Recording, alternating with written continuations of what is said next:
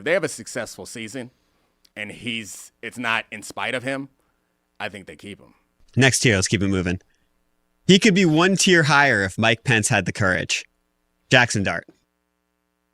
Oh, God. And then the next tier. Oh, yes. And then the next tier. They could be anything, even a boat. Cam Ward, Fernando Mendoza, Malik Willis, and Tyler Shuck.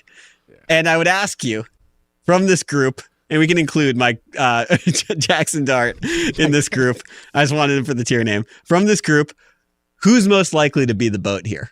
That's tough. So, I mean, Mendoza we don't have any information on him, so